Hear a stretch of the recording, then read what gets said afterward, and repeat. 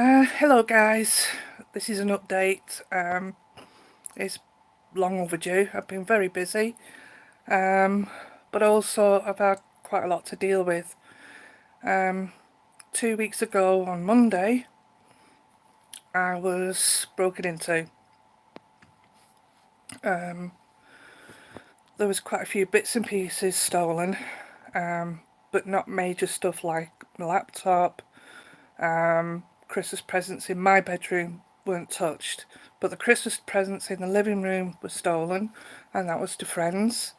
Even had the audacity to pinch my chewing gum, and I'm still finding bits of chewing gum all over the bedroom. Most of my silver went. Um, yeah, there's still bits that I've realised I've gone missing. One bracelet that I do miss is it's obviously silver, but it's an unusual one. It's like an amethyst slash citrine. It's a mix of blue and green, and the normal, natural state, but with silver encrusted around it, and then hooked up into 2 layers, which makes the bracelet very chunky, and has a T-bone clasp, which has amethyst on either end. That's gone. I don't think I'll get that back. But when I obviously came in, a flip-flop was recognised, and I recognised it belonging to another resident who lives on the other side of this block where I live. I only know him as Matt, and he lives on the ground floor of my of the flats I live in. There are a number of other Matts, but there's only one Matt that lives on the ground floor. 2 days later, he admitted going in and stealing my stuff. Unfortunately, all that stuff has now, disappeared.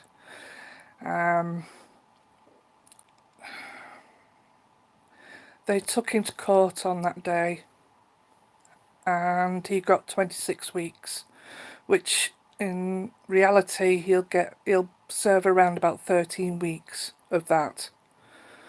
Now,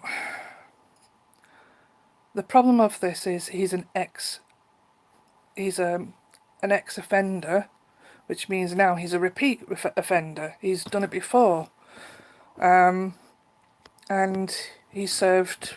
I don't know. I don't know how much he served for that, but he's done it before. And yes, the neighbours warned me that his character is like a bomb, basically. That you can be nice one day and switch. But to be honest, I like to give people a second chance.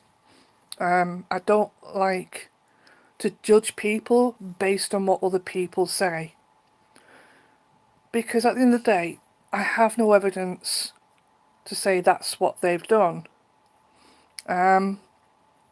So I like to give people that second chance and prove to me that they're worth my trust. And, that I can give that respect back. And unfortunately, just because the window was a little bit open, but it was locked in place, he's broken the window as well, which means he's damaged the landlord's property. And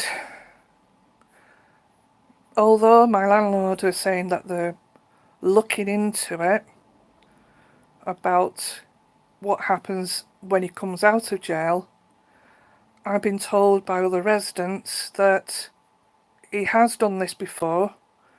He has had numerous complaints about um,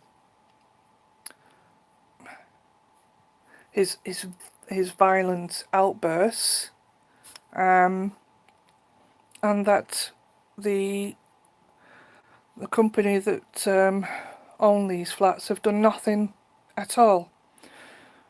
If he comes back, it means that I will be able to see my intruder, my abuser, at the end of the day, because he abused my space.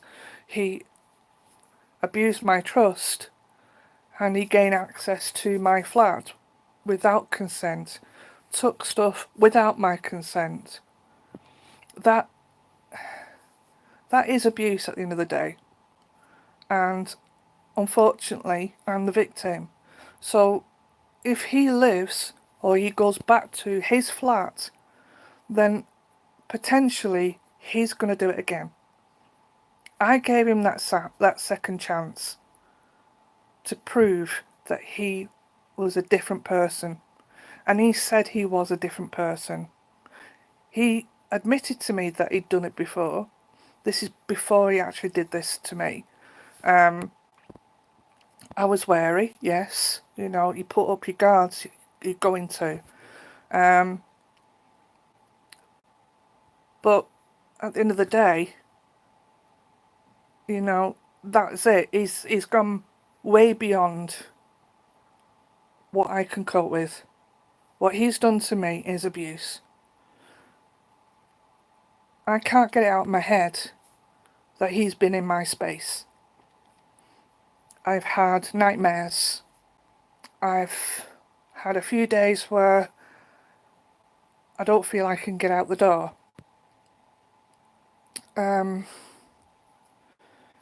Yesterday I didn't even wash. I was just flaked out. I did some paperwork, but I couldn't really get dressed, get a shower like I normally do, and go out and take my dog.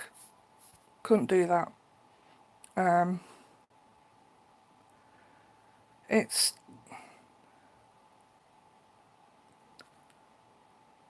knowing that he's going to come back and he can do that again to someone else. This block of flats has a lot of vulnerable people. And if the housing association decide to keep him there and not move him on to somewhere else, shame on them. Shame on them. They've had plenty of warnings about him. He has got a record at the end of the day of abuse to residents, and they've done nothing. That's what's been told to me, that they've done nothing, and I'm getting slightly worried that they'll do nothing over this. I'm saying slightly, rather annoyed that if they don't do anything about this, then they don't really care about the residents that live here. We've got some decent residents living where I live. You know, we've got some good neighbours. And those good neighbours have turned around and said, look, I've been abused by him. But Salix didn't do anything. Now they're scared to stand up because they don't want to be pushed back. They don't want to have anything negative back at them if they speak up. Surely that's horrendous. These are people who were victimised by one guy. One guy. And Salix prefer to... the housing association prefer not to do anything.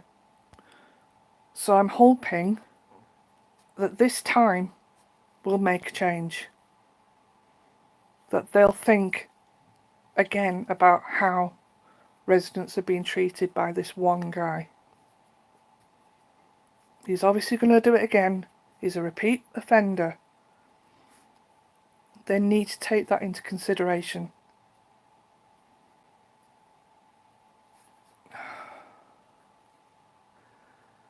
But I'm telling you now, I'm going to put my foot down. if he does come back and he goes back in that flat, I'll make sure he does not do this to anyone else. I'm just hoping I'll get the backup I need from other people who are not too scared to stand up and say, he's an abuser. He doesn't just abuse alcohol and drugs, but he abuses people to get what he needs. And that is so wrong.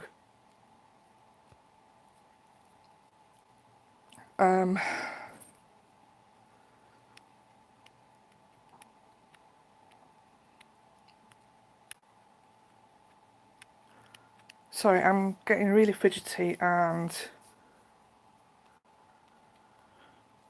Oh, I know, Emily, it's okay. Emily, my dog, knows what I'm like. But I can feel the anxiety getting up and building up right now. Just talking about him. Thinking that, you know, I'm going to have my abuser around the corner. I mean, the guy could be let out just before or just after Christmas if he's, you know, in good behaviour. So 26 weeks is nothing compared to what he's done already. It's horrendous. I don't really have any more words, really. Oh,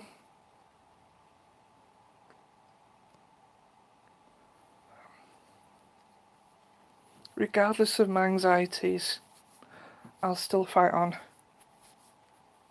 I'm not having someone like that do the same to me to someone else. I can't let my conscience is telling me I have to fight. I have to follow this through. And I will do. That is a promise.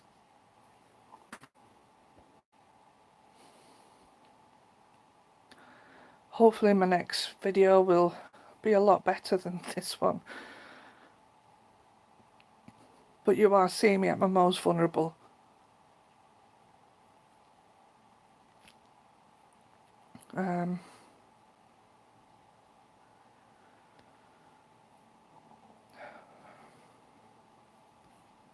You know I'm a fighter at the end of the day. And I'll always keep fighting. But people need to know what it's like to be me. And that's why I'm showing you what I'm like now. This is not weakness. This is from fighting too much.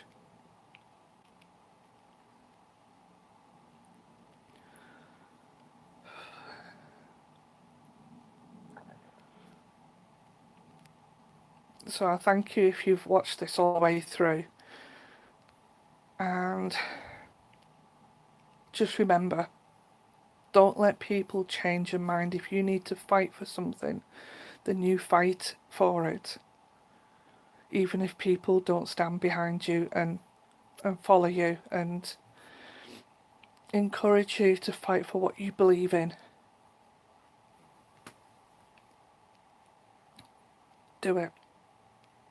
This country needs more people to stand up for those that can't. It's as simple as that. Right. Thank you very much, guys.